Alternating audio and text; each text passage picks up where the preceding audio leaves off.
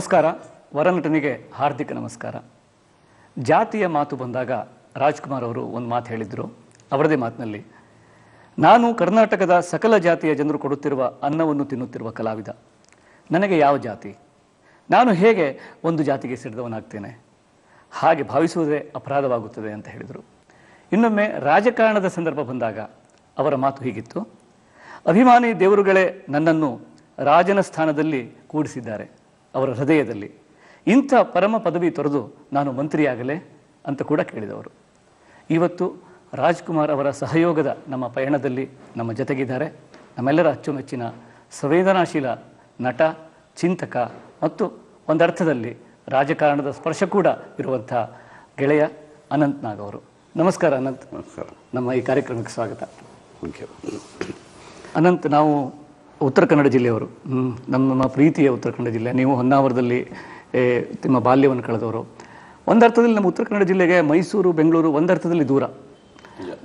ಮತ್ತು ನಮಗೆಲ್ಲ ನಮ್ಮ ಅಲ್ಲಿಯ ಥಿಯೇಟ್ರ್ಗಳ ಮೂಲಕನೇ ಅದರ ದರ್ಶನ.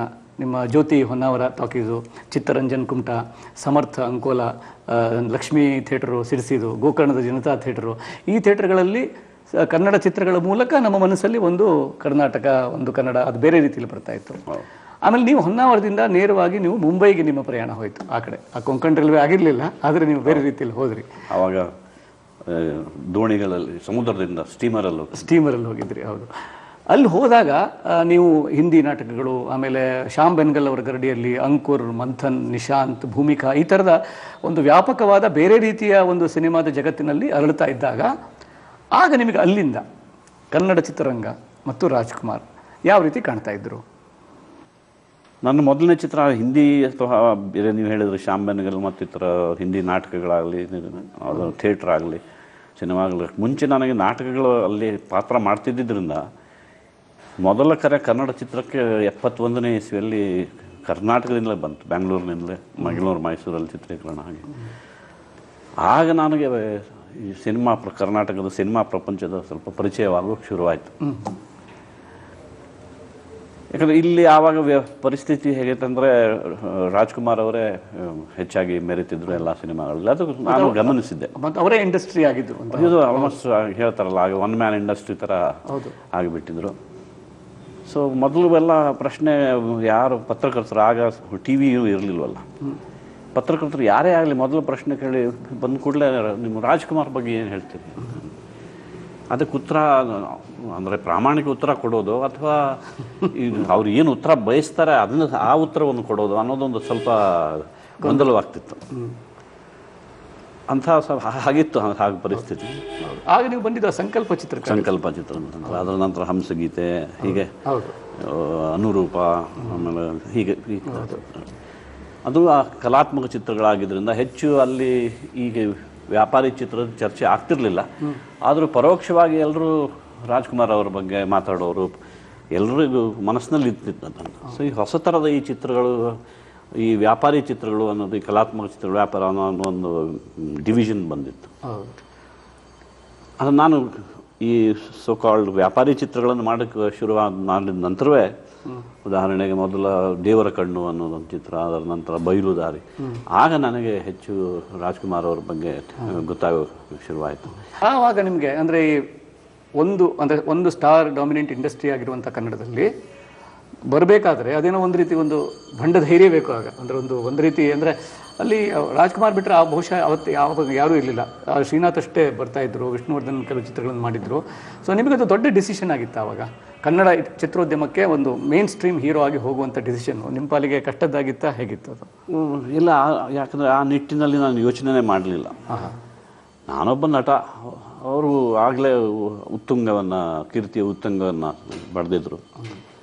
ಸೊ ಆ ರೀತಿ ನಾನು ಯೋಚನೆ ಮಾಡಲಿಲ್ಲ. ಯಾಕಂದರೆ ಇಲ್ಲಿ ಕನ್ನಡ ಚಿತ್ರಗಳನ್ನು ಮಾಡುತ್ತಲೇ ನನಗೆ ಆಗಾಗ ಹಿಂದಿ ಚಿತ್ರಗಳನ್ನು ಮಾಡ್ತಾನೂ ಇದ್ದೆ. ಸೊ ಮುಂಬೈಗೆ ಹೋಗಿ ಬಂದು ಎಲ್ಲ ಮಾಡ್ತಿದ್ದರಿಂದ ಈ ಬಯಲುದಾರಿ ಚಿತ್ರದ ನಂತರವೇ ನಾನು ಈ ವ್ಯಾಪಾರಿ ಚಿತ್ರಗಳಲ್ಲಿ ತೊಡಗಿಸ್ಕೊಂಡೆ. ಅಥವಾ ನನ್ನನ್ನು ಬೇರೆ ನಿರ್ಮಾಪಕರೆಲ್ಲ ನನ್ನನ್ನು ಕರೆದು ಪಾತ್ರಗಳನ್ನು ಕೊಡೋಕ್ಕೆ ಶುರು ಮಾಡಿದರು.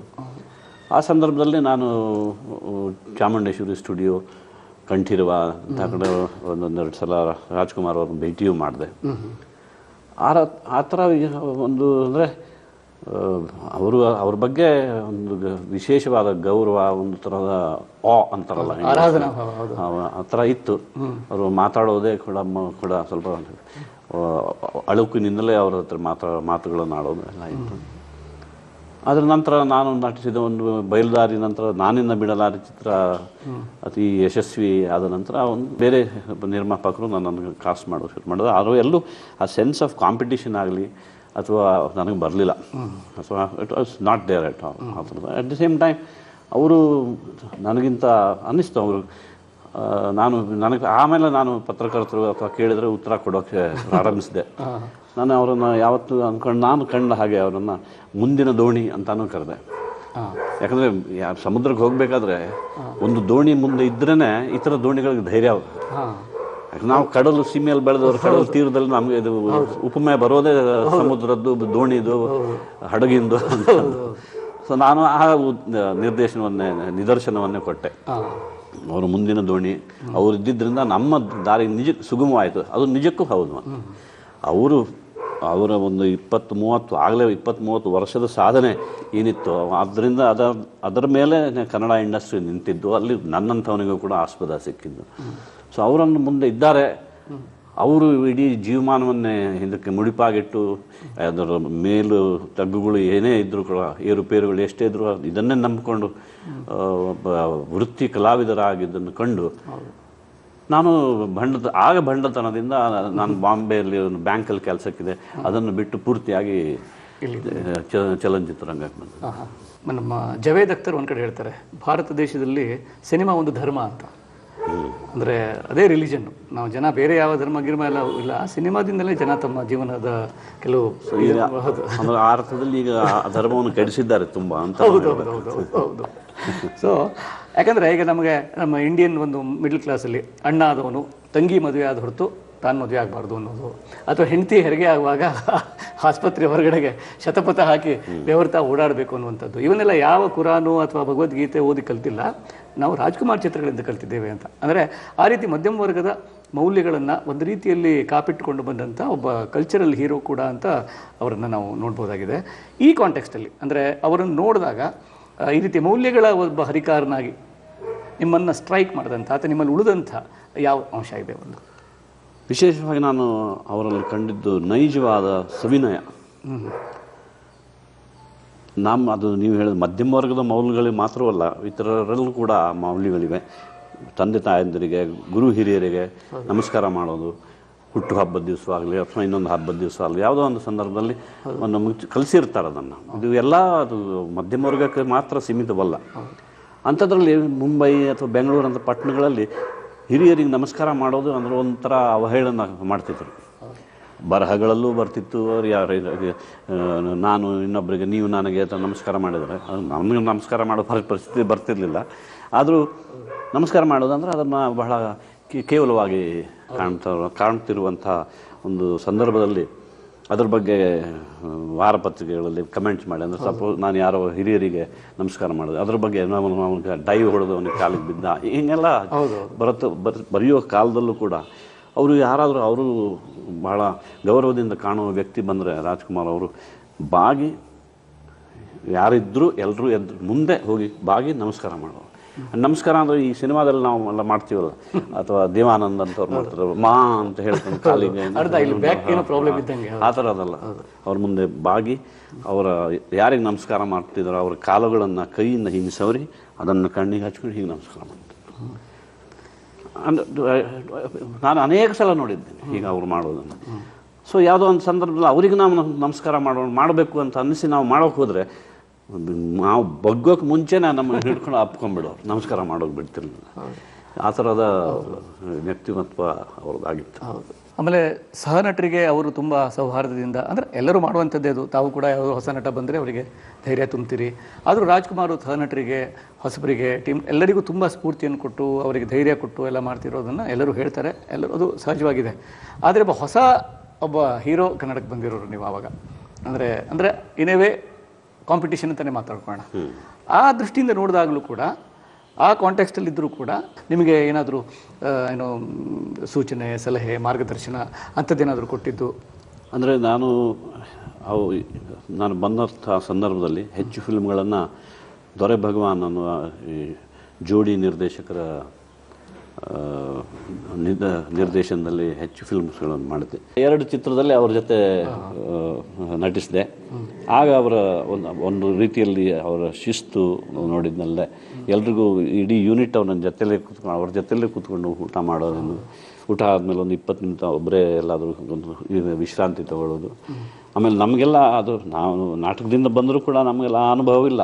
ಅವರೇ ಒಂದು ಕೂತ್ಕೊಂಡು ಈಗ ಚಕ್ಕಳ ಮಕ್ಕಳು ಹಾಕಿ ಕೂತ್ಕೊಂಡು ಒಂದು ಸಣ್ಣ ಕನ್ನಡಿ ಹಿಡಿದು ಗಮ್ ಹಚ್ಕೊಂಡು ಅದ್ರ ಮೇಲೆ ಮೀಸೆ ಎಲ್ಲ ಅಂಟಿಸ್ಕೊಂಡು ಅದೊಂದು ನೋಡೋದೇ ಒಂದು ನಮಗೆ ಬಹಳ ಕೌತುಕವಾಗಿತ್ತು. ಅದು ಇಷ್ಟ and really he didn't need A makeup man. Makeup ಅನ್ನು ಇದ್ದರೂ ಕೂಡ ಈ new every department of cinema making. ನಾಟಕದಲ್ಲಿ ಬಂದಿದ್ದು ನಾನು ಅದರ ಎಷ್ಟು ಕಲಿಯೋದಿದೆ ಅವರಂತರ ಅಂತ. ಸೊ ಇದು ಸಾಮಾಜಿಕ ಚಿತ್ರ ಮಾಡುವಾಗ ಅಷ್ಟೇನು ಕಷ್ಟವಾಗಲಿಲ್ಲ. ನಾನು ಸಾಮಾಜಿಕ ನಾಟಕಗಳನ್ನು ಅದೆಲ್ಲ ಮಾಡಿ ಬಂದಿದ್ದೆ, ಸಾಮಾಜಿಕ ಚಿತ್ರಗಳನ್ನು ಮಾಡಿದ್ದೆ. ಆದರೆ ಭಕ್ತ ಪ್ರಹ್ಲಾದ ಮಾಡುವಾಗ ನಾರದನ ಪಾತ್ರ ನಾನು ಸಿದ್ಧಲಿಂಗ ಅವ್ರದ್ದು ಒಂದು ಮಾಡಿದ್ದು ಚಿತ್ರದಲ್ಲಿ ನಿರ್ದೇಶನದಲ್ಲಿ ಮಾಡಿದರೂ ಕೂಡ ಅದೊಂಥರ ಕಾಮಿಡಿಯಾಗಿ ಹೋಗಿತ್ತು, ಕಾಂಟ್ರಾಸ್ಟ್ ಇತ್ತು ಮಾಡರ್ನ್ ನಾರದ ಮತ್ತು ಇದು. ಬಟ್ ಇದು ಭಕ್ತಿ ಪ್ರಧಾನವಾದ ಚಿತ್ರ. ಅದರಲ್ಲಿ ಇವರೇ ರಾಜ್ಕುಮಾರ್ ಅವರೇ ಹಿರಣ್ಯಕಶಿಪು ಪಾತ್ರ, ಅವರು ಅಪ್ಪು ಅಂತನ ಅಪ್ಪು ಪ್ರಹ್ಲಾದನ ಪಾತ್ರದಲ್ಲಿ, ನಾನು ನಾರದನ ಪಾತ್ರದಲ್ಲಿ. ಒಂದು ಹಾಡು ನನಗೂ ಕೊಟ್ಟಿದ್ದರು, ನೀನೇ ಹಾಡು ಅಂತಲೂ ಹೇಳಿದರು. ನನಗೆ ಯಾಕೋ ಹಾಡೋಣ ಅಂತ ಅನ್ನಿಸಿ ಕಡೆಗಳಿಗೆಲ್ಲ ಬೇಡ ಅಂತ ಹಾಡೋದು ಬೇಡ ಅಂತ ಬಿಟ್ಬಿಟ್ಟೆ. ಆದರೆ ಒಂದು ನಾರದ ಹಾಡ್ತಾ ಬರ್ತಾನೆ. ಇದ್ರ ಚಿತ್ರೀಕರಣ ಆವಾಗ ಚೆನ್ನೈಯಲ್ಲಿತ್ತು, ನಡೀತಾ ಇದ್ವಿ. ಅಲ್ಲಿ ಬರ್ತಾನೆ, ಆಕಾಶದಲ್ಲಿ ನಡ್ಕೊಂಡು ಹಾಡ್ತಾ ಹರಿಶ್ರೀ ಹರಿಶ್ರೀ ಹರಿ ಅಂತ ಹಾಡ್ಕೊಂಡು ಬರ್ತಾನೆ. ನನಗೆ ಯಾಕೋ ಭಾಳ ಅನ್ಕಂಫರ್ಟಬಲ್ ಆಗೋಯ್ತು. ನಾನು ಒಂದು ರ್ಯಾಂಪ್ ಇತ್ತು ಅಲ್ಲಿ, ಸೈಕ್ಲೋರಾಮ ಹಿಂದ್ಗಡೆ ನಕ್ಷತ್ರಗಳು, ಸೂರ್ಯ, ಚಂದ್ರ ಎಲ್ಲ, ಇಲ್ಲಿ ನಾನು ನಡ್ಕೊಂಡು ಹಾಡ್ತಾ ಬರ್ತೀನಿ ಅಂತ ಆ ರ್ಯಾಂಪ್ ಮೇಲೆ ಹಾಡ್ತಾ ಎಷ್ಟು ನಾನು 7-8 ಸಲ ರಿಹರ್ಸ್ ಮಾಡಿದೆ. ನನಗೆ ಯಾಕೋ ಅದ್ರ ಸರಿ ಪರಿಪೂರ್ಣತೆ ಅದ್ರಲ್ಲಿ ಸಿಗ್ತಾನೇ ಇಲ್ಲ ಅಂತ ಅನಿಸ್ತು. ನಾನು ಇವರು ಅಲ್ಲಿ ಕೂತಿದ್ದಾರೆ, ನಾನು ಲೈಟ್ಸಲ್ಲಿ ಇದ್ನಲ್ಲ, ಗೊತ್ತಾಗಲಿಲ್ಲ. ಅದು ಕತ್ತಲಲ್ಲಿ ಕೂತಿದ್ರು, ನೋಡಿದ್ರು. ಆಮೇಲೆ ಬಂದರು ಅನಂತವರೇ, ಒಂದು ಹೇಳಿದ್ರೆ ತಪ್ಪು ತಿಳ್ಕೊಬಾರ್ದು, ಪೀಠಿಕೆ ಅದರ ಅವಶ್ಯಕತೆ ಇರಲಿಲ್ಲ. ಅವರು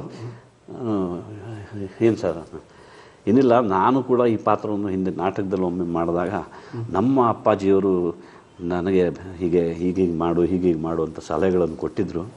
ಹಾಗೆ ಈಗ ನೀವು ಮಾಡೋವಾಗ ನಾನು ನೋಡಿದೆ, ನಾನೇನಾದರೂ ಹೇಳಿದ್ರೆ ನಿಮ್ಗೇನು ಬೇಸರ ಇಲ್ಲ ತಾನೆ. ನಾನು ನೀರಾಗ್ಬಿಟ್ಟೆ ನಾಚಿ. ನಾನು ಏನು ಸರ್, ನಾನು ಒದ್ದಾಡ್ತಾ ಇದ್ದೀನಿ, ನೋಡಿ ನೀವು ಹೇಳ್ತೀನಿ ಅಂದಾಗ ಅಂತ ಬಂದು. ಆಮೇಲೆ ಅವ್ರು ಹೇಳಿದರು, ಈಗ ಬರ್ತಾ ಏನಿಲ್ಲ, ಸಿಂಪಲ್ ನೀವು ಹಾಡ್ತಾ ಒಂದು ಪ್ರದಕ್ಷಿಣೆ ಇಲ್ಲಿ ತೊಗೊಳ್ಳಿ, ಮುಂದೆ ಹೋಗಿ ಇನ್ನೊಂದು ಪ್ರದಕ್ಷಿಣೆ ತೊಗೊಳ್ಳಿ. ಯಾಕಂದರೆ ನೀವು ಹರಿಯನ್ನು ನಾರದ ಎಲ್ಲ ಕಡೆ ಕಾಣ್ತಾನೆ, ಅವನಿಗೆ ಅಲ್ಲಲ್ಲೇ ಆ ಕ್ಷಣದಲ್ಲಿ. ಸೊ ಅವನು ಪ್ರದಕ್ಷಿಣೆ ಹಾಕುವಾಗಲೂ ಹರಿ ಅಲ್ಲಿದ್ದಾನೆ ಅಂತ ತಿಳ್ಕೊಂಡು ಪ್ರದಕ್ಷಿಣೆ ಹಾಕ್ತಾರೆ. ಆ ಕಲ್ಪನೆಯಲ್ಲಿ ಇದನ್ನು ಮಾಡಿ ನೋಡಿ ಅಂತ. ಆ್ಯಂಡ್ ನಿಜಕ್ಕೂ ಅದು ಇನ್ಸ್ಟಂಟ್ಲಿ ವರ್ಕೌಟ್ ಆಯಿತು. ಸೊ ನಾನು ಅಂದ್ಕೊಂಡೆ ಎಷ್ಟು ಅನುಭವ. ಆದರೆ ಅದನ್ನು ಅನುಭವ ಇನ್ನೊಬ್ರಿಗೆ ಹೇಳಬೇಕಾದ್ರೂ ಕೂಡ ಎಷ್ಟು ಸಂಕೋಚದಿಂದ ವಿನಯದಿಂದ ಹೇಳಿದ್ರು ಅಂತ ನಾನು ಅಂದ್ಕೊಂಡೆ. ಹಾಗೆ ಅಂದರೆ ನಾನು ಯಾವತ್ತೂ ಮರೆಯಲಾರದಂಥ ಒಂದು ಸಂದರ್ಭ. ಅನಂತ್, ನಮ್ಮ ರಾಜ್ಕುಮಾರ್ ಅವರ ನೆನಪಿನ ಈ ಸಹಯೋಗದ ಮೆಲಕನ್ನು ಒಂದು ಅಲ್ಪ ವಿರಾಮದ ನಂತರ ಮತ್ತೆ ಮುಂದುವರಿಸೋಣ. ಆಯಿತು.